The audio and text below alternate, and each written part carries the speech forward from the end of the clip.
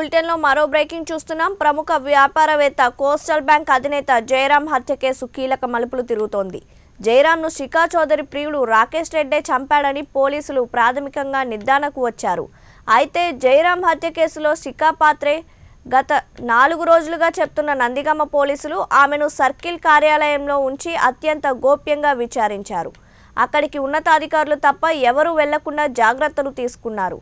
నిన్న అర్ధరాత్రి మీడియా కళ్ళుగప్పిన పోలీసులు శిఖాను కంచికచెర్ల స్టేషన్ నుంచి రహస్య ప్రాంతానికి తరలించారు. ఇవాళ హత్య కేసుకు సంబంధించి నిందితులను మీడియా ముందు ప్రవేశపెట్టే అవకాశం ఉంది.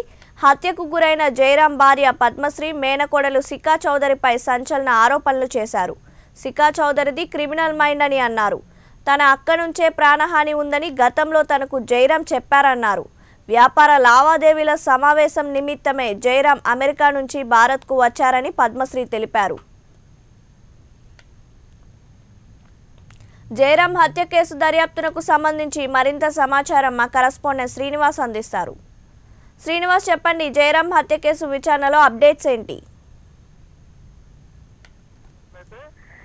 జయరాం హత్య కేసుకు సంబంధించి ఇప్పుడు మనం భిన్న కోణాలు విభిన్నటువంటి కథనాలు భిన్న కోణాలను అయితే చూస్తాం ఇప్పుడు వరకు. అయితే ఏంటంటే ఈ రోజు 10:30 నుంచి 11 గంటల మధ్యలో ఎవరైతే హత్య చేశారో ఆ నిందితుల్ని మీడియా ముందు ప్రవేశపెట్టడం కూడా జరుగుతుందని చెప్పని నిన్న సాయంత్రమే డిఎస్పీ కూడా చెప్పడం జరిగింది. అయితే అంటే ఐజీ స్థాయి అధికారులతో కూడా కలిపినటువంటి బృందాలుగా ఏర్పడి ఇన్వెస్టిగేషన్ చేసినటువంటి ఇప్పటి వరకు ఇన్వెస్టిగేషన్ చేసినటువంటి అనేక మందిని ఇందులో ప్రవేశపెట్టారు. అంటే కోర్టు ముందు అంటే ఈ నేరంలో చూపించే ప్రయత్నం చేస్తారా, లేదంటే కనుక వీళ్ళు గతం నుంచి చెప్తున్నటువంటి మేము ఏ మహిళల్ని విచారించలేదు, అరెస్టులు చేయలేదు, ఏ మహిళల దగ్గర నుంచి అంటే ఏ మహిళల్ని కస్టడీ తీసుకోవాలని చెప్పిన విధంగానే ఎవరో మహిళలను చూపించకుండానే కేవలం రాకేష్ రెడ్డి ఒక్కడనే మాత్రం నిందితుడిగా చూపించే అవకాశాలు ఉన్నాయా ఏంటనే దానికైతే ఏదైతే ఈ క్రైమ్ కథ ఉందో దీనికి మరి కాసేపట్లో అయితే పోలీసుల ద్వారా తెరపడిన పరిస్థితి అయితే ఉంది. అంటే హత్యకు సంబంధించినటువంటి వ్యక్తి ఎవరు అనే దాని మీద చూపించే ప్రయత్నం అయితే చేస్తున్నారు. అయితే అంటే ఇప్పటి వరకు అనేక కథనాలను మనం చూసాము. అనేక అంటే మీడియాలో వచ్చినటువంటి అనేక కథనాలని మనం పర్టికులర్ గా చూసినట్లయితే ఒకదానికొకటి పొత్తం లేకుండా చివరిగా రాకేష్ రెడ్డి నేరం అంగీకరించాడు.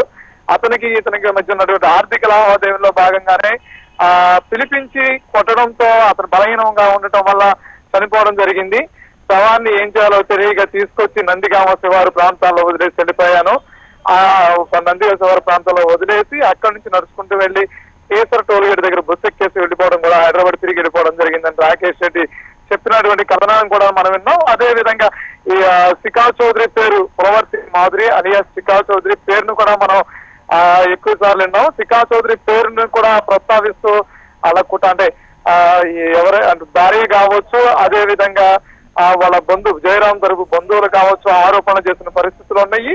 వీడియోలో కూడా అత్యధికంగా శిఖా చౌదరి పేరునే మనం విన్న పరిస్థితులు కూడా ఉన్నాయి. అన్నిటికీ కూడా పోలీసులు ఏ విధంగా తెరదించుకోతున్నారు, అసలు నేరం ఎలా జరిగింది, ఎక్కడ జరిగింది, ఏంటి అనే దానికి అయితే చెప్పేందుకు ప్రయత్నం చేయాలి. అంటే చెప్పేందుకు మరికొద్దిసేపట్లో చెప్పేందుకు ప్రయత్నం అయితే చేస్తున్నారు. ఏదేమైనప్పటికీ కూడా ఇందులో ఉన్నటువంటి చిక్కుముళ్ళు చాలా అలాగే ఉండిపోయి వాటికి ఇంకా దర్యాప్తు ఇంకా కొనసాగిస్తారా, అంటే ప్రాథమికంగా ఇంతవరకు ఇన్వెస్టిగేషన్ చేశాము, ఇతనే హత్య చేశాడు, ఇతను ఉద్దేశపూర్వకంగానే చేశారని చెప్పని చూపించే ప్రయత్నం చేస్తారా, అంటే ఇంకా ఇందులో నేరస్తులు ఉన్నారు వాళ్ళు కూడా ట్రేస్ చేయాల్సి ఉంది అనే విచారణ ఇంకా కొనసాగుతుందని చెప్పే ప్రయత్నం అయితే పోలీసులు చేస్తారని వేసి చూడాల్సిన అవసరం కూడా అయితే ఉంది.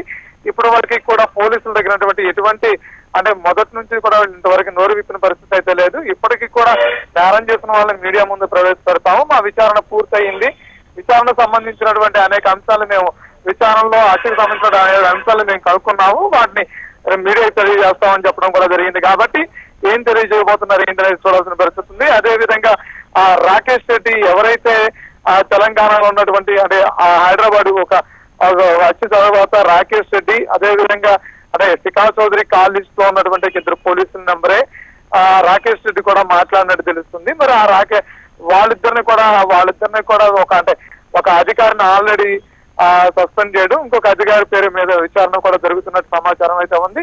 మరి దీనికి సంబంధించి విచారణ పోలీసులు చేశారా లేదా, చేస్తే కనుక వాళ్ళకి రాకేష్ రెడ్డికి అదే విధంగా శిఖా చౌదరికి సంబంధాలు ఏంటి, అదే విధంగా శిఖా చౌదరికి రాకేష్ రెడ్డికి ఉన్న సంబంధాలు ఏంటి, ఈ శిఖా చౌదరి అసలు ఈ హత్యలో పాత్ర పోషించిందా లేదా, అంటే అసలు శిఖా చౌదరి పాత్ర లేకుండా శిఖా చౌదరి పేరు ఎలా బయటకు వచ్చిందనే దాని మీద కూడా పోలీసులు నోరు మెదపాల్సింది ఉంది.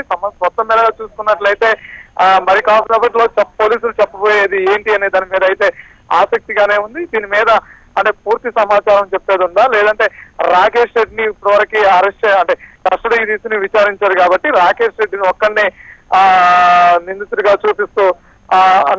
చూపించే అంటే హత్యకి కర్మకర్త క్రియాత్ర అనే విధంగా చూపించకుండా అదే విధంగా రాకేష్ రెడ్డికి సంబంధించినటువంటి కొంతమంది స్నేహితులు కూడా విచారించిన పరిస్థితి అయితే ఉంది. విచారించిన వాళ్ళలో నుంచి ఏం రాబట్టారు, శిఖా చౌదరిని గత 4 రోజులుగా విచారించారు. అదేవిధంగా శిఖా చౌదరి చెల్లిని కూడా విచారించడం జరిగింది.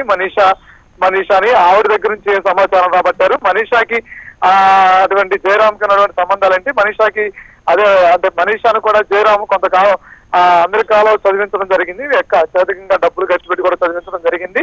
అలా ఎందుకు చదివించాల్సి వచ్చిందో అసలు శిఖా చౌదరికి ఉన్న శిఖా చౌదరి ఎక్స్ప్రెస్ టీవీ తర్వాత ఎలాంటి రిలేషన్ కొనసాగింది, అదేవిధంగా శిఖా చౌదరికి సంబంధించిన శిఖా చౌదరి రాత్రిగా అంటే ఏదైతే హత్య జరిగిన ముందు రాత్రి జయరామ్ ని కలిసిందో జయరామ్ దగ్గర నుంచి కొన్ని పత్రాలు కూడా లాక్కొచ్చినటువంటి సమాచారం ఉంది. కాబట్టి ఆ పత్రాలు అసలు లాక్కొచ్చిందా లేదా, జయరామ్తో అంటే జయరామ్ ఇంటికి వెళ్ళినప్పుడు రాకేష్ రెడ్డితో కలిసి వెళ్ళిందా లేదా, అప్పుడే వీళ్ళిద్దరూ హత్యకి పన్నాగం పన్నారా ఏంటి, అన్నిటి మీద మొత్తం మీద ఇప్పటి వరకు ఇలాంటి అనేక అనుమానాలు ఏదైతే ఉన్నాయో వాటన్నిటి మీద పోలీసులు ఏ విధంగా తెరదించిపోతున్నారు ఏంటనే దాని మీద అయితే మరి కొద్దిసేపట్లో క్లారిటీ వచ్చే పరిస్థితి అయితే ఉంది మనకి ప్రస్తుతానికి. శ్రీనివాస్ చెప్పండి, శిఖా చౌదరిని పోలీసులు ఎక్కడికి తీసుకెళ్లి రహస్యంగా విచారిస్తున్నారు? శిఖా చౌదరిని గత 4 రోజులుగా ఒక కంచెంచర్ల అంటే నందిగామ రూరల్ సర్కిల్ ఇన్స్పెక్టర్ కంచెంచర్లలో ఉంది ఆఫీసు, అక్కడే పెట్టి విచారించారు. అక్కడికే మనీషాను కూడా అక్కడికే తీసుకురావడం జరిగింది.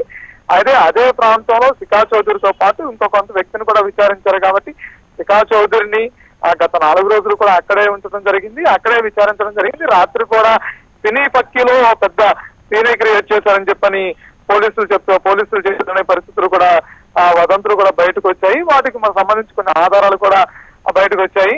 అయితేనంటే వాళ్ళు ఆ టైంలో అప్పుడు దాకా శిఖా చౌదరిని విచారించిన పోలీసులు అసలు శిఖా చౌదరినే కస్టడీలో తీసుకోవాలని చెప్పని జిల్లా స్థాయి అధికారి కూడా మేము ఏ మహిళని కస్టడీకి తీసుకెళ్లి విచారించడం జరిగింది. నిన్న మనతో మాట్లాడుతూ కూడా అంటే ప్రైమ్ లైన్ ఛానల్ లో చేసినటువంటి ఇంటర్వ్యూలో మాట్లాడుతూ డిఎస్పీ చెప్పినటువంటి కథనం అయితే వేరుగా ఉంది. మేము ఆ శిఖా చౌదరిని అంటే శిఖా చౌదరి పేరు వచ్చినట్టు విచారించి ఉండవచ్చు అని చెప్పారన్నారు. ఎస్పీ అయితే అసలు ఎలాంటి ఆ శిఖా చౌదరి అనే వ్యక్తిని మేము తీసుకురాలేదు, ఏం మహిళని తీసుకురాలేదని చెప్పి కొట్టిపారేయడం జరిగింది. విలేకరులే అంటే కొంత మీడియా సమావేశంలో మరి ఏ మహిళని తీసుకురాకపోతే పోయారంటే మీరు తీసుకొచ్చిన మహిళల్లో పని ఈ పేరుందా అని చెప్పి అడిగినప్పుడు కూడా వాళ్ళు అసలు నేను మహిళలు ఎవరిని అంటే ఈ కేసు సంబంధించి అలాంటి ఎవరు ఏ మహిళను కూడా తీసుకురావడం కానీ విచారించడం కానీ జరగలేదని చెప్పన్నారు. అయితే గత రాత్రే వాళ్ళు కస్టడీకి తీసుకోవడం, ఆవిడని విచారణ చేయటం కూడా జరిగింది.